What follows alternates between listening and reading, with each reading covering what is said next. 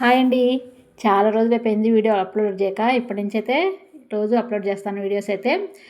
ఇప్పుడేంటంటే మా స్వామి అయితే దీక్ష తీసుకున్నారు, అయ్యప్ప స్వామి దీక్ష.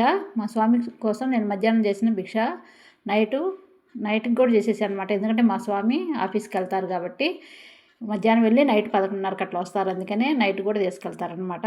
అల్పాహారం కూడా తీసుకెళ్తారు. అన్నీ చేశాను అనమాట.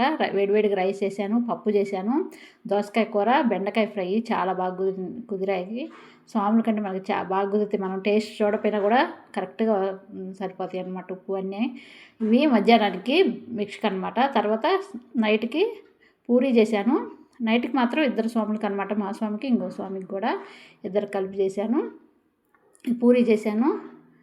తర్వాత ఉప్మా కూడా చేశాను, సేమియా ఉప్మా కూడా చాలా అన్నీ బాగా కుదిరాయి. పూరీ కాంబినేషన్ అయితే పన్నీరు క్యాప్సికమ్ మసాలా కర్రీ చేశాను. పూరీ కాంబినేషన్ చాలా బాగుంటుంది, ఇది చాలా టేస్టీగా ఉంటుంది. ఇది మా స్వాములకి చేసిన నేను భిక్ష. నైట్కి అల్పాహారం అనమాట రెండు.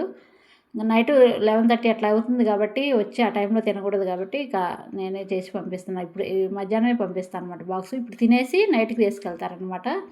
ఇది మా స్వామికి చేసిన ఈరోజు భోజనాలు అనమాట. ఇప్పటి నుంచి అయితే వీడియోస్ అయితే రెగ్యులర్గా వస్తాయి, చూడండి, లైక్ చేయండి.